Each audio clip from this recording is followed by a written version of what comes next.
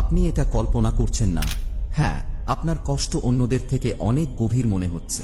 হ্যাঁ, আপনি এমন দুর্যোগের মধ্যে দিয়ে গেছেন যেগুলি অন্যরা কখনো কল্পনাও করতে পারবে না। হ্যাঁ, আপনার হৃদয় অনেক জায়গায় ভেঙেছে যেগুলি এখন আর আপনি কাউকে বলতেও পারেন না। কিন্তু এখানে একটা সত্য আছে যেটি বেশিরভাগ মানুষ বুঝতে পারে না। আল্লাহ দুর্বলদের পরীক্ষা দিয়ে তাদের ধ্বংস করতে চান না, তিনি সত্যিকারের মানুষদের পরীক্ষা দিয়ে তাদের শক্তিশালী করেন। আর যখন অন্যরা সহজ পথে চলে, তখন আপনার জীবন যেন এক দীর্ঘ ত্যাগের রাস্তা। নীরবতা, চাপ আর গোপন অশ্রু। কিন্তু এর মানে এই নয় যে আল্লাহ আপনাকে ছেড়ে দিয়েছেন। হয়তো এটি মানে আল্লাহ আপনাকে বেছে নিয়েছেন।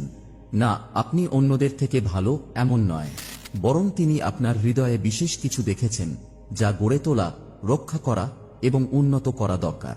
প্রিয় নবী মুহাম্মদ সাল্লাল্লাহু আলাইহি ওয়াসাল্লাম বলেছেন, সবচেয়ে কঠিন পরীক্ষা দেওয়া হয় নবীদের, তারপর যারা তাদের থেকে শ্রেষ্ঠ। তাহলে যদি আপনার জীবন অন্যান্যদের থেকে কঠিন মনে হয়, তবে এই বার্তা আপনার জন্য। কারণ আমরা 5টি যন্ত্রণাদায়ক বাস্তবতা শেয়ার করতে যাচ্ছি, যেগুলি শুধু বড় উদ্দেশ্য থাকা মানুষই বুঝতে পারেন। শেষে হয়তো আপনি বুঝতে পারবেন এই কষ্ট কোনোভাবেই এলোমেলো ছিল না। এটা সবসময় আল্লাহর রহমতের অংশ ছিল, যা আপনাকে আরও শক্তিশালী করবে। নম্বর 1, ভুল বোঝাবুঝির কষ্ট। যখন আপনার উদ্দেশ্য একদম সৎ, আপনি ভালোভাবে কথা বলার চেষ্টা করেন, তবুও মানুষ আপনাকে দুর্বল মনে করে। আপনি যা করেন সবকিছু দিচ্ছেন, কিন্তু তারা আপনাকে সন্দেহ করে।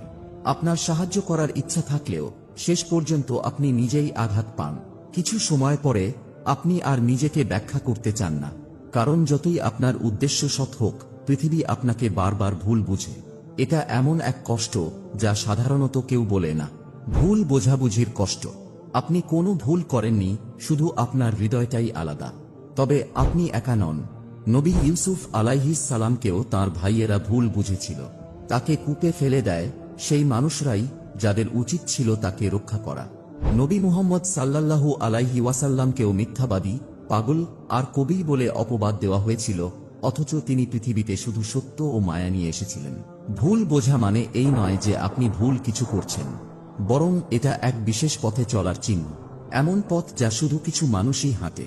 আল্লাহ যখন কাউকে বড় কিছু করার জন্য প্রস্তুত করেন, তখন তিনি তাকে একাকী দাঁড়িয়ে থাকার শক্তি দেন। তিনি তাকে সত্যের পক্ষে দাঁড়াতে শিখান, এমনকি যখন কেউ তার পাশে না দাঁড়ায়।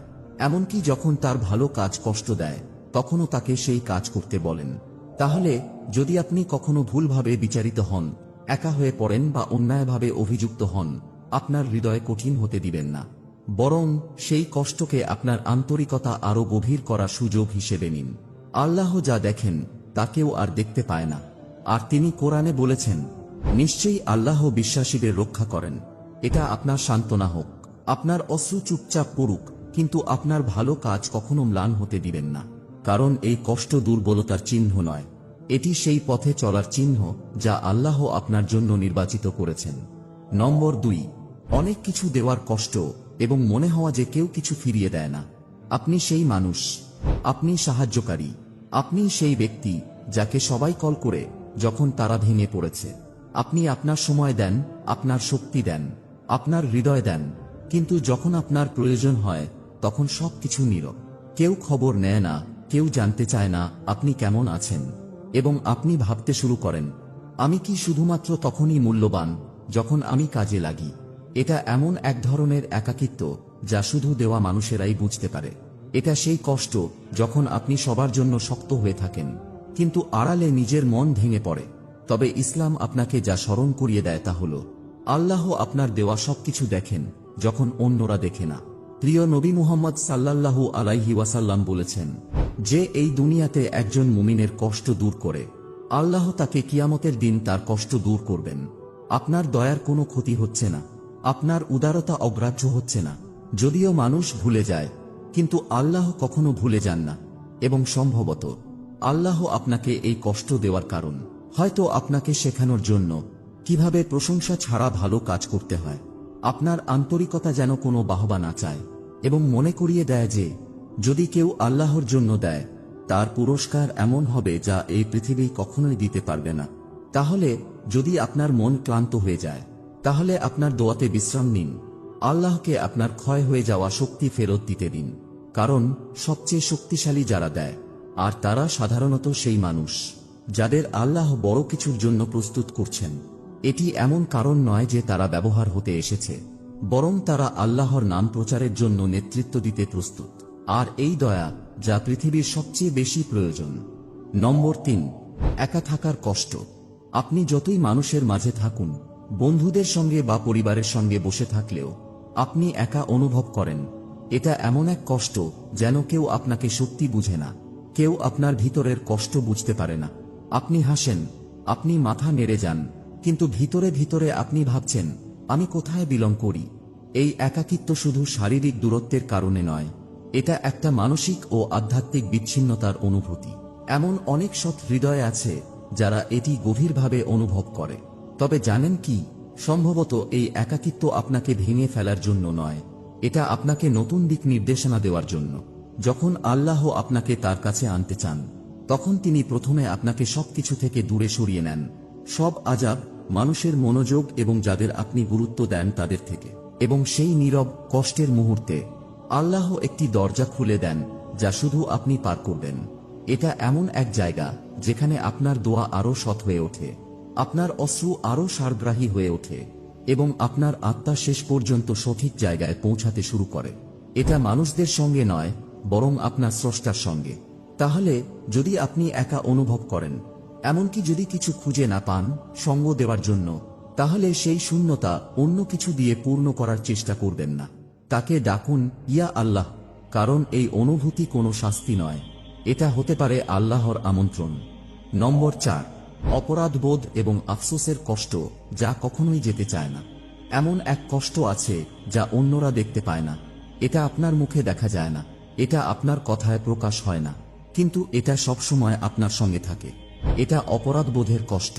এটা এমন কিছু মনে করার কষ্ট যা আপনি একসময় করেছিলেন, যা আপনি বরদাস্ত করেছিলেন, যা নিয়ে আপনি একসময় গর্বিত ছিলেন, কিন্তু এখন সেই একই কাজের জন্য আপনি লজ্জিত। এবং যতই সময় পার হোক না কেন, এটা চলে যায় না। এটা বারবার মনে করিয়ে দেয়, তুমি যথেষ্ট ভালো না, তুমি কখনোই সত্যিকারভাবে মাফ পাবে না। মানুষ হয়তো জানে না, কিন্তু আপনি সেটা জানেন, এবং এটিই সবচেয়ে কষ্টকর। যতই আপনি ভালো করার চেষ্টা করুন, যতই আপনি নামাজ পড়ুন, রোজা রাখুন, চেষ্টা করুন, তবুও সেই কণ্ঠস্বর মাথায় বেজে ওঠে, তবে মনে রেখো তুমি কি করেছিলে। কিন্তু এখানে সেই সব মানুষ ভুলে যায় যারা এই কষ্ট অনুভব করেন। যদি মনে হয় আপনি অপরাধবোধ বয়ে বেড়াচ্ছেন, তাহলে সেটিই প্রমাণ যে আপনার হৃদয় এখনো জীবিত। যদি আল্লাহ আপনাকে মাফ করতে না চাইতেন, তাহলে আপনার হৃদয়কে অনুভূতিহীন করে দিতেন। কিন্তু আপনি যেহেতু কিছু অনুভব করেন, এবং যতবার মনে পড়ে ততবার সেটা আপনাকে ব্যথা দেয়, তাহলে এটা একটি চিহ্ন যে আপনি তওবা করার পথেই আছেন। নবী সাল্লাল্লাহু আলাইহি ওয়াসাল্লাম বলেছেন, অনুতাপই হলো তওবা। এবং এটা এমন কিছু যা বেশিরভাগ মানুষ ভুলে যায়। সত্যিকারের তওবা মানে শুধু সুন্দর দেখানো নয়, এটা হলো আপনার অতীতের বোঝা অনুভব করা এবং তারপরও আল্লাহর দিকে ফিরে যাওয়া, আপনার মাথা নিচু করে হৃদয় খুলে আল্লাহর কাছে মাফ চাওয়া। কখনো কখনো আল্লাহ তার সবচেয়ে সৎ বান্দাদের পতিত হতে দেন, তাদের অপমান করতে নয়, বরং তাদের নম্রতা শেখাতে, তাদের সহানুভূতি, কোমলতা এবং বিনয়ের শিক্ষা দিতে, যা শুধু জীবনের বাস্তব সংগ্রাম থেকে আসে। তিনি আফসোসের কষ্টকে আপনাকে গঠন করতে দেন, যাতে যখন আপনি উঠেন, তখন আপনি সততার সঙ্গে উঠেন, যা কখনো মিথ্যা হতে পারে না। তাহলে আপনি যদি এখনো সেই কষ্ট বয়ে বেড়ান, যদি আপনার অতীত রাতে এসে আপনাকে তাড়া করে, তাহলে এটাকে আপনাকে ভেঙে পড়তে দিবেন না, বরং এটাকে নরম হতে দিন। এটা আপনাকে মনে করিয়ে দেবে আপনি কত দূর এগিয়েছেন, এবং এটিই হবে সেই কারণ যে কারণে আজ রাতের সিজদা আরো গভীর হবে। কারণ যে বিশ্বাসী তার গুনাহর জন্য কাঁদে, সত্যিকারের তওবা সহ, সে আল্লাহর কাছে বেশি প্রিয়। আর যারা মনে করে তারা কখনো গুনাহ করেনি, তারা তাদের নিজের ভুল বুঝতে পারে না। নম্বর 5, অন্যদের উঠতে দেখা যখন আপনি চুপচাপ সংগ্রাম করছেন। আপনি দেখেন অন্যরা দ্রুত এগিয়ে যাচ্ছে, একজন বিয়ে করছে, একজন ব্যবসা শুরু করছে, আরেকজন সহজেই সম্মান ও সহায়তা পাচ্ছে। আপনি তাদের জন্য খুশি, আপনি হাসছেন, কিন্তু ভিতরে ভিতরে আপনি ভাবছেন, আমার জন্য কেন নয়, কেন আমার পথ এত ধীর, এত ভারী। আপনি ঈর্ষান্বিত নন, আপনি ক্লান্ত, অন্ধকারে আরোহণ করতে করতে ক্লান্ত। যখন অন্যরা যেন উঠছে, আপনার হৃদয়ে স্বপ্ন আছে, যা মনে হয় কখনোই পূর্ণ হবে না। আপনি আপনার সেরা চেষ্টা দিচ্ছেন, তবুও আপনি একই জায়গায় আটকে আছেন। কিন্তু যদি এই দেরি প্রত্যাখ্যান না হয়, যদি এই অপেক্ষা রক্ষা হয়, ইসলামে আমাদের বারবার মনে করানো হয় আল্লাহর সময় নিখুঁত। তিনি শুধু তখনই দেন যখন আপনি প্রস্তুত হন। তিনি তখনই দেন যখন সেই রহমত আপনাকে ক্ষতি করবে না। আর কখনো কখনো দীর্ঘ একাকী পথেই আল্লাহ আপনার শক্তি বাড়ান, আপনার উদ্দেশ্য পবিত্র করেন এবং এমন সবকিছু ভেঙে দেন যা আপনাকে গর্বিত করতে পারে। আল্লাহ কুরআনে সূরা আল বাকারায় বলেছেন, এবং হতে পারে আপনি একটি বিষয় ঘৃণা করেন অথচ তা আপনার জন্য ভালো, এবং হতে পারে আপনি একটি বিষয় ভালোবাসেন অথচ তা আপনার জন্য খারাপ। আল্লাহ জানেন, কিন্তু আপনি জানেন না।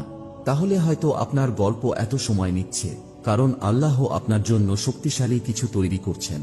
হয়তো তিনি আপনাকে সফলতায় তাড়াহুড়া করছেন না, কারণ তিনি আপনাকে সততার জন্য প্রস্তুত করছেন। তিনি এখনো আপনার শক্তি বিশ্বকে দেখাননি, কারণ তিনি এখনো আপনার হৃদয়ে কাজ করছেন। তাহলে আপনার যাত্রা অন্যদের সঙ্গে তুলনা করবেন না। তারা হয়তো দৌড়াচ্ছে, কিন্তু আপনি প্রশিক্ষণ নিচ্ছেন। আর যখন আল্লাহ সময় ঠিক মনে করবেন, আপনার মুহূর্ত আসবে এমনভাবে যা কেউ বাধা দিতে পারবে না।